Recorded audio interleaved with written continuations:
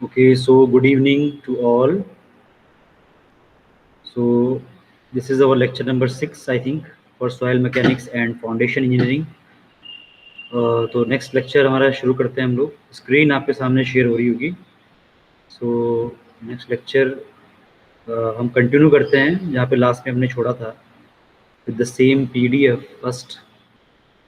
Okay, तो voice आप लोगों को क्लियर आ रही होगी, आई होप सो. तो ये हाइड्रोमीटर मेथड हमने पढ़ लिया था. ओके, तो इसे आगे स्किप करते हैं.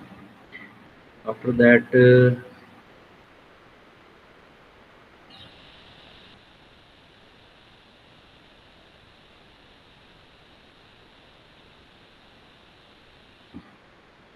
we have discussed hydrometer method and pipette method in last class.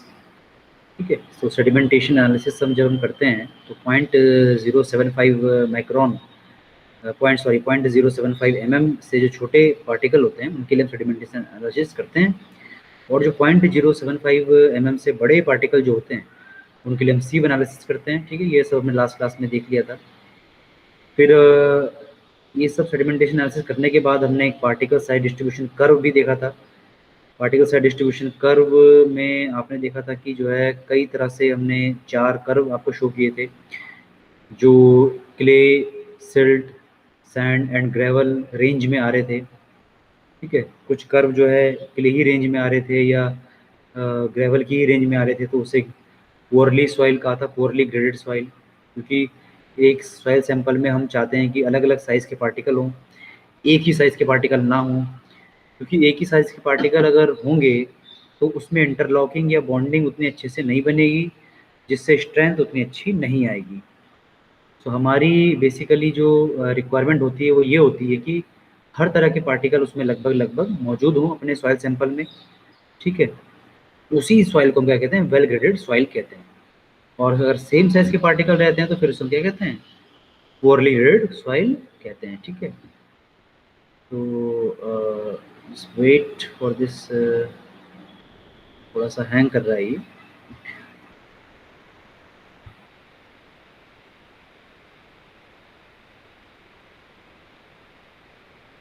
I'll try to close this.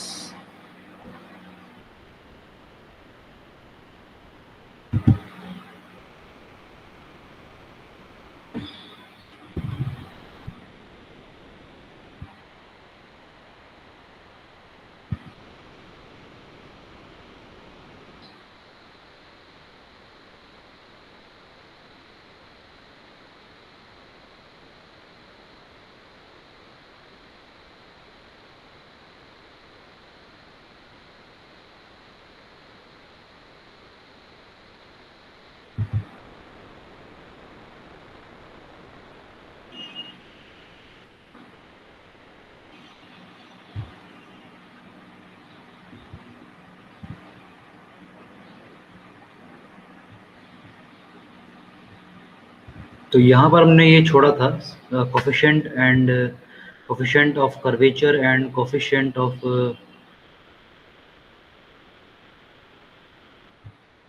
Let me show you. These are two coefficient. Okay, fine. यहाँ तक हमने कर लिया था. Therefore, two coefficient of curvature and coefficient of the uniformity. ठीक है, तो ये this is particle size curve. Okay, ये हम देख रहे थे. ठीक है, तो इसमें मान लीजिए कि I'll take pencil to point out the things.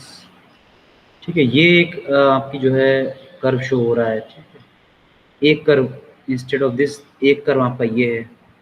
तो जो ये एक ही रेंज में जो ये कर्व शो हो रहा है, एक ही साइज के पार्टिकल में ये कर्व शो हो रहा है, इसको हमने बोल दिया पुअरली फाइन ग्रेन सॉइल, क्योंकि इसमें सारे पार्टिकल नहीं है. और एक कर्व जो यहाँ से लेके जो है यहाँ तक जा रहा है, इसको हमने बोल दिया वेल ग्रेडेड सॉइल. ठीक है, यहाँ पे देखिए थ्योरी देख लेते हैं. For the coarse grain soil certain size of the particle, higher particles had significance than the size of the particle like D10, D3, D30 and D60 as they help in analysis for the characteristics of the particle size distribution curve. अच्छा, ये कुछ term यहाँ पे आप देख पा रहे होंगे, D10, D30 एंड D60. ये D30, D10, D60 है क्या? अब कुछ नंबर्स तो हैं 10, 30, 60. ये 10, 30, 60 क्या है, परसेंटेज है। मान लीजिए अगर मैं कहूँ कि D60 की बात करूँ एग्जाम्पल के तौर पे, किसी एक सॉइल सैंपल के लिए मेरा एक सॉइल सैंपल मैंने इसमें लिया है, यहाँ पर मेरी मिट्टी पड़ी हुई है, सॉइल यहाँ पर मेरी है। इस सॉइल सैंपल में अगर मैं बोल रहा हूँ कि D60 वैल्यू आपकी इसकी मान लीजिए 200 mm है या 20 mm है, तो D60 का मतलब ये हो गया कि D60 की 200 mm वैल्यू का मतलब ये है कि 60% particle are finer than this size. अर्थात इस सैंपल में जो सॉइल मौजूद है 60% पार्टिकल जो हैं वो 200 mm से छोटे हैं, और दूसरी हिसाब से कहें तो 40% पार्टिकल 200 mm से बड़े हैं, है ना। 60% छोटे हैं तो 40% बड़े होंगे। तो ये D60 वैल्यू इस सैंपल के लिए क्या हो जाएगी, 200 mm हो जाएगी या 200 माइक्रोन, जो भी है, मैं एग्जांपल ले रहा हूँ। सिमिलरली मैं बोलूँ D30 वैल्यू कुछ है, मान लीजिए 100 mm है, तो क्या बोलेंगे आप, 30% particle are smaller than 100 mm, बाकी 70% पार्टिकल क्या ग्रेटर देन 100 mm है। ठीक है। सिमिलरली D10 हो गया, 10% particle are greater than this size और is smaller than this size. तो इसकी कोई वैल्यू आपको गिवन होगी D30, D10 या D60 की। ठीक है। इन पैरामीटर की मदद से आप अपना coefficient of uniformity and coefficient of curvature, दो तरह के आपके जो हैं ये यू कैन से पैरामीटर हैं, ये कैलकुलेट आप करते हैं। ठीक है। देखिए यहाँ पे गिवन भी है D10 size in mm such that 10% particle are finer than this size, 10% particle क्या है, फाइनर है साइज से। ठीक है। इफेक्टिव साइज भी कहते हैं D10 को। Soil is generally measured with the help of D10, D10 से ही ज़्यादातर सॉइल मेजर करी जाती है। ठीक है, ये कहना चाह रहे हैं। और D10 साइज को, सभी को नहीं, ओनली D10 को क्या कहते हैं, इफेक्टिव साइज भी क्या कहा जाता है। ठीक है। इफ D10 इज लेस, किसी सॉइल सैंपल का D10 वैल्यू कम है, उसे कहते हैं कोर्स सॉइल, या किसी सॉइल सैंपल का D10 वैल्यू ज़्यादा है तो उसे कहते हैं फाइन सॉइल। ठीक है ना। तो D10 वैल्यू ज़्यादा है या कम है, इससे भी आप पता लगा सकते हैं कि सॉइल जो है मोटे तौर पर जो है कोर्स सॉइल है या फाइन सॉइल है। तो D10 इसलिए एक इंपॉर्टेंट पैरामीटर है, और D10 का दूसरा नाम क्या है, इफेक्टिव साइज भी है। फिर अगला पैरामीटर आता है कोफिशिएंट ऑफ यूनिफॉर्मिटी, जो निकालते हैं हम D60 या D10 की मदद से ही। Range of the particle size distribution curve hence help in analyzing the gradation of soil. ये सॉइल का क्या बताता है, ग्रेडेशन बताता है, ग्रेडिंग करता है। It is defined as ratio of D60 size particle to D10, मतलब इसको डिनोट करते हैं हम CU से। CU यहाँ पे देखिए लिखा भी है, और ये क्या होता है, रेशियो ऑफ D60 बटे D10, D60 over the D10। ठीक है। मतलब जो वैल्यू आएगी आपकी for the uniformly graded soil, अगर सॉइल आपकी यूनिफॉर्मली ग्रेडेड है, अच्छी मतलब सेम साइज के पार्टिकल उसमें मौजूद हैं, सभी साइज के पार्टिकल मौजूद नहीं है, सेम साइज के पार्टिकल मौजूद है, यूनिफॉर्मली ग्रेडेड, या मैंने आपको पहले बताया था लास्ट क्लास में पुअरली ग्रेडेड, जिसमें सेम साइज के पार्टिकल होंगे वो पुअर होगी। यूनिफॉर्मली ग्रेडेड सॉइल अथवा पुअरली ग्रेडेड सॉइल्स के लिए CU की वैल्यू किसके बराबर होगी, लगभग 1 के बराबर होगी। मैं लिख देता हूँ यहाँ पर, यूनिफॉर्मली ग्रेडेड या पुअरली ग्रेडेड। सेकंड बोला वेल ग्रेडेड सैंड। अब वेल ग्रेडेड का नंबर आ गया, वेल ग्रेडेड में दो हमने कैटेगरी कर दी, एक सैंड एक ग्रेवल। ठीक है। वेल ग्रेडेड सैंड की बात करेंगे तो CU की वैल्यू 6 से ज़्यादा होनी चाहिए, और वेल ग्रेडेड ग्रेवल की बात करेंगे तो CU की वैल्यू 4 से ज़्यादा होनी चाहिए। तो सैंड की बात कर रहे हैं तो CU वैल्यू ग्रेटर देन 6 ही होगी। ठीक है। अगर 6 से कम है तो आप बोलेंगे वो ग्रेवल है ना। तो what CU indicates, CU indicates range between D60 and D10. If range between D60 and D10 is more, so gradation is good, है ना। तो CU बताता है इनके बीच का रेशियो, यानी रेंज। एक तरह से अगर ये रेंज ज़्यादा है यानी ये सॉइल का ग्रेडेशन अच्छा है, सॉइल आपकी अच्छी है। अगर रेंज लेस है तो पार्टिकल साइज कैसे हैं, अलग अलग कम साइज के पार्टिकल प्रेजेंट है, यानी सॉइल आपकी उतनी अच्छी नहीं है। ठीक है। इस कर्व से आप वो चीज़ जो है देख पा रहे होंगे, है ना।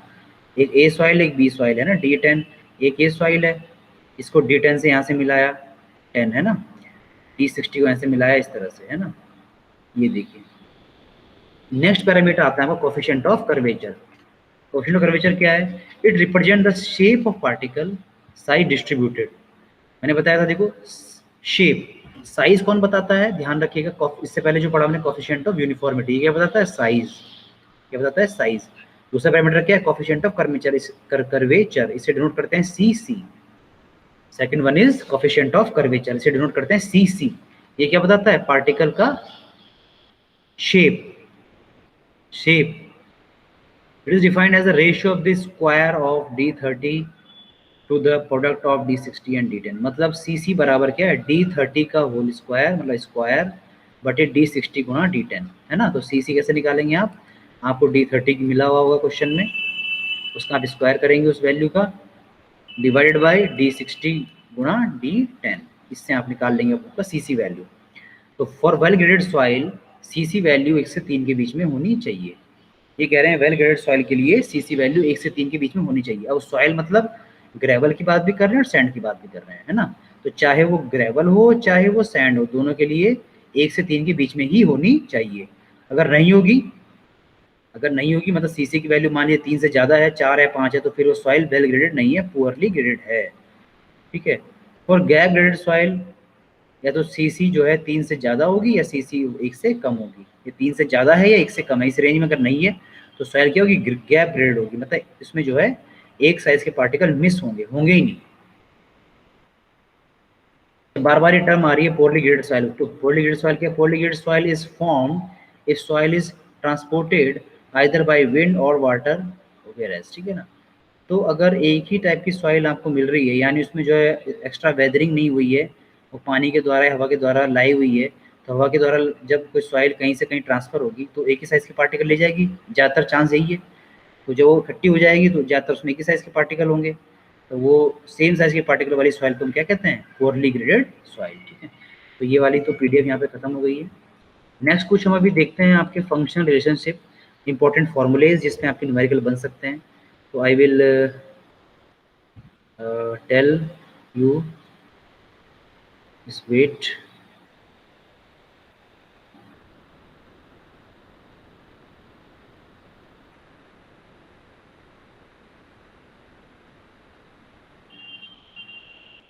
let me share this PPT to you। और इस PPT के थ्रू हम थोड़ा सा कुछ फॉर्मूलेज हम जो है कोशिश करेंगे जानने की और समझने की, जिसकी हेल्प से हम आगे हम न्यूमेरिकल कर पाएंगे, ठीक है। इसके जो छोटे छोटे न्यूमेरिकल आते हैं, मतलब हमारे कोर्स में भी आएंगे, और मान लीजिए हम आपका जो है हम कोई कम्पिटिटिव एग्जामिनेशन देते हैं तो भाई उसमें भी आएंगे, है ना। तो वो न्यूमेरिकल सॉल्व करने के लिए आपको ये फॉर्मूले पता होने चाहिए, ये रिलेशनशिप्स पता होनी चाहिए जो हमारे प्रॉपर्टीज़ थी, ठीक है। तो स्टार्ट करते हैं टॉपिक्स। ये कोई PPT है कहीं और की है, आप उस पर ध्यान ना दें, जस्ट फोकस करें जो पढ़ने जा रहे हैं। फेज डायग्राम पढ़ चुके हैं, ठीक है ना, इस तरह से प्रेजेंटेशन हम पढ़ चुके हैं। जस्ट टेक पेंसिल, ये सब मैंने पढ़ा दिया है आपको। 3 phase diagram, air water solid, right. तो weight of air, weight of water, weight of solid, इधर वॉल्यूम दिखाते हैं, weight of air, sorry volume of air, volume of water and volume of solid, okay. इस तरह से 3 phase diagram आपको मैंने पढ़ा दिया था। 2 फेज डायग्राम होता है जब पानी हट जाएगा तो सिर्फ एयर और सॉलिड हो जाएगी, है ना, सिर्फ एयर और सॉलिड हो जाएगी, तो उसको बोलेंगे क्या, dry soil, okay. 2 phase diagram for fully saturated soil, मान लो एयर है ही नहीं, उसमें एयर है ही नहीं, ओनली वाटर है और सॉइल है, उसको बोलेंगे फुल्ली सैचुरेटेड सॉइल। इसमें क्या है, सिर्फ और सिर्फ हवा है, सॉरी पानी है और सॉइल है, ठीक है ना। फिर वाटर कंटेंट क्या होता है, बल्क यूनिट वेट क्या होता है, ड्राई यूनिट वेट क्या होता है, ये पढ़ा था हमने। ड्राई यूनिट वेट क्या होता है, dry unit weight is defined as weight of the soil solid per unit volume, ठीक है ना। गामा डी क्या होता है आपका, weight of the soil solids, dry solids, सूखी सॉइल बटे वॉल्यूम। तो वेट बटे वॉल्यूम का रेशियो क्या होता है, गामा होता है, यूनिट वेट, है ना। इसमें दूसरा कर देते हैं गामा डब्बी, गामा बी मतलब बल्क यूनिट वेट, इसमें ड्राई का वेट है, इसमें सारा वेट है ना। मतलब सॉइल सैंपल आपको दिया गया, इसमें जितना भी सॉइल सैंपल उस पूरे का वेट आपको लेंगे तो कैपिटल W हो जाएगा। और अगर आप इसको उसमें रखेंगे, ओवन में रखेंगे, आप सिर्फ सूखा वेट लेंगे, ड्राई लेंगे, तो आपका ये गामा डी हो जाएगा, है ना। तो bulk unit weight and that dry unit wait अलग अलग है। इसमें एक और आ जाता है saturated unit weight, gamma S, ये गामा सैट, इसको गामा एस बोलते हैं, ये gamma saturated. The soil mass is saturated, है ना, जो सॉइल क्या पानी से भीगी हुई, it's bulk unit weight is called saturated unit weight, है ये बल्क यूनिट वेट ही, मतलब गामा बी ही है, गामा बी ही गामा एस है, बट कब, जब आपकी सॉइल क्या वेट है, गीली है, सैचुरेटेड है, ठीक है। तो गामा सैचुरेटेड बराबर W सैचुरेटेड बटे वॉल्यूम, ठीक है। एक और पैरामीटर लिख देते हैं, कंफ्यूजिंग हो जाता है थोड़ा सा, unit weight of solids, unit weight solid ratio of the weight, unit weight solid में देखो वहाँ पर WS था ऊपर, नीचे वहाँ पर जो है कैपिटल W था। मैं लिख देता हूँ फॉर्मूला, गामा डी बराबर था हमारा वेट ऑफ सॉलिड बटे वेट टोटल वॉल्यूम, है ना, जो हमने ऊपर पढ़ा था। गामा डी बराबर क्या था, गामा डी बराबर था वेट ऑफ सॉलिड बटे टोटल वॉल्यूम, और गामा एस क्या है आपका, वेट ऑफ सॉलिड बटे वी एस, वॉल्यूम ऑफ सिर्फ सॉलिड, यहाँ पे टोटल वॉल्यूम है। तो don't be confuse in gamma D and gamma S, ठीक है। सबमर्ज यूनिट वेट, एक होता है सबमर्ज यूनिट वेट, मतलब आप जैसे मैंने बताया ना, कोई वस्तु सबमर्ज करते हैं पानी में तो उसमें बायंसी फोर्स लगता है, जो ऊपर कोई बायंसी फोर्स लग रहा है तो इसमें वाटर का हम जो वेट माइनस कर देते हैं, तो गामा सबमर्ज जो जाता है आपका वो हो जाता है बराबर gamma saturated minus gamma W. मैं रिपीट कर रहा हूँ, इंपॉर्टेंट है, देखिए यहाँ पे दिया हुआ है, यहाँ पर गामा सबमर्ज बराबर gamma saturated minus gamma W, और गामा सबमर्ज को हम गामा डैश भी लिखते हैं, गामा डैश बराबर gamma saturated minus gamma W. Gamma W क्या है, ये वाटर का यूनिट वेट है, ये कांस्टेंट होता है, ये 9.81 होता है, या अथवा इसको 10 भी ले सकते हैं अप्रोक्सीमेटली, ठीक है ना। तो अलग अलग तरह के गामा हो गए। स्पेसिफिक ग्रेविटी आपको पता ही क्या होता है, specific gravity is defined as ratio of the weight of volume बटे weight of solid divide by weight of water, जितना सॉलिड है उतना ही वॉल्यूम का अगर हम वाटर से डिवाइड कर दें उसे बोलते हैं स्पेसिफिक ग्रेविटी, ठीक है ना। तो ये कुछ पैरामीटर थे जो हमें देखने थे, हमने नहीं देखे थे, और इन पैरामीटर के फॉर्मुलेस की बेसिस पे कुछ फंक्शन रिलेशनशिप बनती है, उन रिलेशनशिप की हेल्प से ही आप कुछ न्यूमेरिकल आप सॉल्व कर पाते हैं, ठीक है। स्पेसिफिक ग्रेविटी की रेंज गिवन है आपको, अलग अलग ग्रेवल के लिए इतनी, सैंड के लिए इतनी होती है, ये सब आप देख लेना, not so important to discuss here. Void ratio आपको पढ़ा चुके हैं क्या होता है, V V upon V S, porosity आपको पढ़ा चुके हैं क्या होता है, डिग्री ऑफ सैचुरेशन आपको पढ़ा चुके हैं V W by V V, okay. ये आपको कंडीशन बता देते हैं, एस जब वी डब्ल्यू बराबर वी वी, यानी सारे के सारे वाइड जो हैं किससे बढ़ जाए, पानी से बढ़ जाए, यानी वॉल्यूम ऑफ वाटर बराबर वॉल्यूम ऑफ वाइड हो जाए, तो एस क्या हो जाएगा, 1 हो जाएगा, सैचुरेटेड क्या हो जाएगा, 1 हो जाएगा, है ना। देखिए एस बराबर क्या है, वी डब्ल्यू बटे वी वी है, दोनों बराबर हो जाए तो 1 बटे 1 यानी 1 हो जाएगा, कट जाएगा 1 हो जाएगा, ठीक है। और फुली ड्राई सॉइल है, सूखी सॉइल है, तो उसमें वी डब्ल्यू क्या हो जाएगा, 0 हो जाएगा, वाटर का वेट, तो एस बराबर क्या हो जाएगा, 0 हो जाएगा। अगर ड्राई सॉइल है तो एस 0 होता है, और सॉइल क्या है, पूरी की पूरी फुली सैचुरेटेड है तो एस क्या होता है, 1 होता है ना। ये इंपॉर्टेंट पॉइंट आप दोनों ध्यान रखेंगे, very very important point. Air content percentage air wide से हम देख चुके हैं, okay okay. One most important parameter एक होता है डेंसिटी इंडेक्स और रिलेटिव डेंसिटी, एक पैरामीटर होता है रिलेटिव डेंसिटी या डेंसिटी इंडेक्स, इसको आरडी किसी किसी किताब में लिखा जाता है और किसी किसी किताब में से आईडी लिखा जाता है, ठीक है। आईडी बराबर क्या होता है, e max minus e minimum बटे e max e max minus e बटे e max minus e minimum, है ना। इस वैसे लिखते हैं e max minus e divide by e max minus e minimum, ये होता है आपका आईडी या आरडी। अब ये ई मैक्स ई मिनिमम क्या है, कंफ्यूज नहीं होना है, ये 3 तरह के वाइड रेशियो हैं ये वाइड रेशियो ही। एक क्या है, ई मैक्स है बड़ा वाला, एक ई है और एक ई मिनिमम है ना। वाइड रेशियो यानी वाइड किसी में कम होंगे, किसी में नेचुरल होंगे, किसी में ज़्यादा होंगे।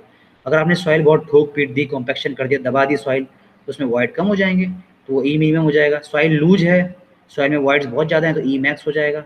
सॉइल नेचुरल कंडीशन में, ना आपने दबाई है, ना वो लूज है, नॉर्मल कंडीशन में है, तो बीच का आपका ई हो जाएगा।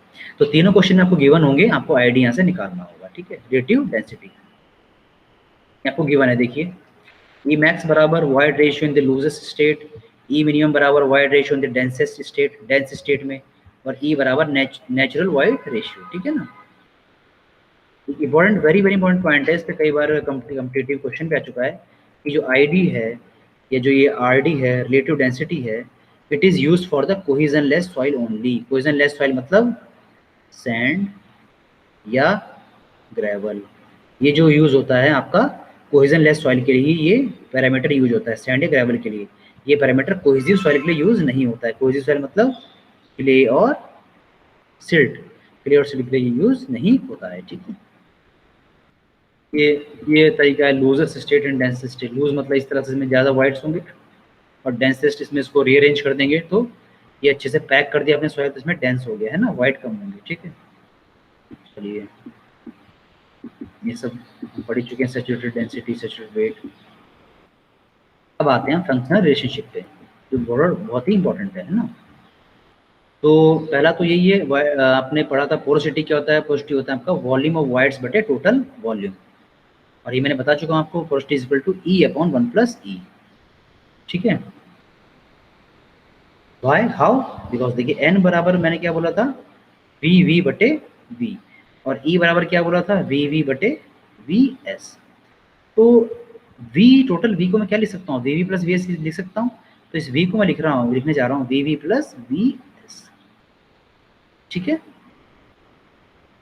अब इसको मान लीजिए आप पलट दीजिए तो क्या हो जाएगा, 1/n क्या हो जाएगा, V V plus V S बटे वी वी। अब इसको देखिए, इसको ऐसे लिख सकता हूँ वी वी बटे V V plus V S बटे वी वी।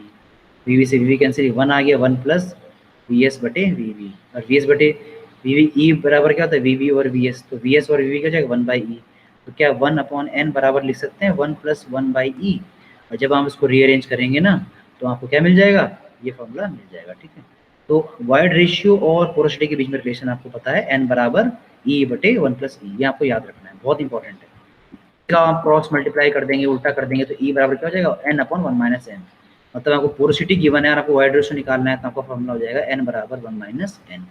और आपको वाइड रेशियो गिवन है, पोरोसिटी निकालनी है, तो आपका फॉर्मूला हो जाएगा n बराबर e/1 +। ठीक है, दोनों आपको याद रखने चाहिए। ठीक, relationship between E, G, W and S है ना। E water content, sorry E is the void ratio, okay, and W is the water content, G specific gravity, S क्या है सैचुरेशन। ठीक है, तो इनके बीच का रिलेशन आता है, बहुत इंपॉर्टेंट। ये डेरिवेशन आपके सामने गिवन है, आप देख लेना इसको। Very important relation comes here is SE is equal to WG या ES is equal to WG। E void ratio, S saturation, W water content और G के स्पेसिफिक ग्रेविटी। मतलब तीन चीजें आपको गिवन है और आपको आपको W निकालना है, आप निकाल लेंगे। और आपको E गिवन है, सैचुरेशन गिवन है और आपको G गिवन है, तो आप W निकाल लोगे। या आपको W गिवन है, आपको G गिवन है, आपको S निकाल लोगे। अगर मैं कहूँ ड्राई सॉइल है, अगर मैं कहूँ ड्राई सॉइल है, S क्या हो जाएगा, 0 हो जाएगा, तब तो सब 0 हो जाएगा। अगर मैं कहूँ सॉइल क्या है, फुल्ली सैचुरेटेड है, क्या है, फुल्ली क्या सैचुरेटेड है, तो S क्या हो जाएगा, 1 हो जाएगा। मैंने बताया था S 1 हो जाएगा, S क्या हो जाएगा, 1 हो जाएगा, S बराबर 1। तो यहाँ पे S बराबर 1 रखोगे तो क्या हो जाएगा, E बराबर WG। तो हम कहना चाह रहे हैं अगर फुली सैचुरेटेड सॉइल है, देखिए नीचे गिवन भी है, और फुली सैचुरेटेड सॉइल S बराबर 1, सो E बराबर WG। बट लेकिन आपको मेन फॉर्मूला याद रखना है, मेन फॉर्मूला क्या है, E इज बराबर small WG, G specific gravity. ठीक है ना। नेक्स्ट फॉर्मूला आपका बहुत इंपॉर्टेंट ये वाला है, गामा बराबर G + ES बटे 1 + E इंटू गामा W है ना। ये गामा, इसको गामा भी कर लीजिए, तो गामा W है तो गामा भी है ना। तो ये देखिए डेरिवेशन इसका यहाँ पे है, gamma B equal to weight upon volume. ठीक है ना, तो वेट को आपने तोड़ दिया, weight of solid plus weight of water नीचे बटे वॉल्यूम। वेट को मैं क्या लिख सकता हूँ, किसकी टर्म लिख सकता हूँ, गामा की टर्म लिख सकता हूँ, क्योंकि गामा मैंने बताया था क्या होता है आपको, गामा बराबर होता है वेट बटे वॉल्यूम होता है। तो वेट को मैं क्या लिख सकता हूँ, गामा इंटू वॉल्यूम लिख सकता हूँ। तो वही डब्ल्यू को लिख दिया गामा इंटू वॉल्यूम, डब्ल्यू को लिख दिया गामा W इंटू VW। वही सब करने के बाद कॉमन लेने के बाद आपको क्या क्या गामा B बराबर इस तरह से आ गया, और आपको फाइनली क्या रिलेशनशिप मिल गया, गामा B बराबर ये यहाँ पर ये गामा B बराबर G + ES gamma W/1 + E। ठीक है, ये बहुत बहुत इंपॉर्टेंट फॉर्मूला है, मैं कहूँगा इसको वेरी वेरी इंपॉर्टेंट फॉर्मूला है। आपको E गिवन है, आपको S गिवन है, तो आप गामा बल्क यूनिट वेट निकाल सकते हैं। ठीक है, अब इसी में कह रहे हैं अगर सॉइल इज फुली ड्राई, अगर सॉइल क्या ड्राई है, ड्राई मतलब S बराबर क्या है, 0 है। S बराबर में 0 पुट करेंगे तो E गुणा S है, ये 0 हो जाएगा तो पूरा टर्म 0 हो जाएगा। तो क्या बचेगा, G बाहर गामा W/1 + E। अगर बोले पूरी की पूरी सॉइल सैचुरेटेड है तो S 0 हो गया, देखिए S 0 हो गया, तो गामा D आप उसको गामा को क्या कहते हैं, gamma D dry unit wait. तो ड्राई यूनिट वेट का फॉर्मूला क्या हो गया, गामा D बराबर G gamma W/1 + E। Okay, इसी में और मॉडिफाई कर लेते हैं समझने के लिए। अगर सॉइल क्या फुली सैचुरेटेड है, सॉइल क्या है, फुली सैचुरेटेड है, यानी S बराबर क्या है, 1 है। एक बार S बराबर 0 रख लिया, एक बराबर S बराबर 1 रख लिया। तो S बराबर 1 अगर आप रखेंगे तो गामा B को आप पाएंगे गामा सैचुरेटेड। तो फॉर्मूला क्या हो जाएगा, गामा सैचुरेटेड बराबर G + ES, यहाँ पे ES था, S बराबर 1 हो गया तो S हट गया, यानी G + E × 1 gamma W/1 + E। तो इस तरह से एक ही फॉर्मूले से आपके 3 फॉर्मूले निकल गए। मेन फॉर्मूला आपको याद रखना है, this is the main formula. उसी में आपने एक बार S 0 रख लिया, एक बार S 1 रख लिया है ना। तो ये भी एक आपका इंपॉर्टेंट फॉर्मूला बन गया। तो ये तीनों फॉर्मूले बहुत इंपॉर्टेंट हैं, इस पर डायरेक्ट क्वेश्चन आया था एग्जामिनेशन में। ठीक है ना, एक फॉर्मूला आपका और बनता है, ये जो इन्होंने रो की टर्म में लिखा है, इसको रो की टर्म में लिख लो, चाहे इसको गामा की टर्म लिख लो। गामा D बराबर गामा बटे 1 प्लस डब्ल्यू। ये भी फॉर्मूला आप प्लीज़ नोट डाउन कर लीजिए, this is very very important. और ये कहाँ से निकला है, कहीं से नहीं निकला है ये, ठीक है ना, ये देखिए यहीं से निकला है। गामा बी का फॉर्मूला आपके सामने है, गामा डी का फॉर्मूला आपके सामने, इनको बटे में कर दीजिए, क्रॉस कुछ कटेगा कुछ कॉमन लीजिए, तो गामा टी बराबर gamma upon gamma B upon 1 plus W. ये भी बहुत बहुत इंपॉर्टेंट फॉर्मूला है। तो 3-4 हमने बहुत बहुत इंपॉर्टेंट फॉर्मूले देखिए, इन पर डायरेक्ट सवाल आ जाता है, ठीक है ना। ये इन्होंने रिलेशनशिप की टेबल भी बनाई हुई है, टेबल भी आप इसको देख सकते हैं, इसे रट सकते हैं, ठीक है, बहुत इंपॉर्टेंट है ये। बाकी सब हम पढ़ चुके हैं according to this PPT. Okay, तो रिलेशनशिप्स हमने इस क्लास में देख लिए, कुछ पैरामीटर्स हमने देख लिए। इन नेक्स्ट क्लास हम कुछ न्यूमेरिकल करेंगे और आगे बढ़ेंगे अपनी कंसिस्टेंसी लिमिट पे। वहाँ हम पढ़ेंगे liquid limit, plastic limit, shrinkage limit. और बट लिमिट पढ़ने से पहले हम इसके जो हमने फॉर्मूले पढ़े हैं इसके बेसिस पे थोड़े बहुत न्यूमेरिकल हम देख लेंगे, ठीक है। उसके बाद हम कंसिस्टेंसी लिमिट पर जाएंगे। ओके, तो यहाँ हम जो है अपना थोड़ा सा जस्ट वेट कीजिए आप।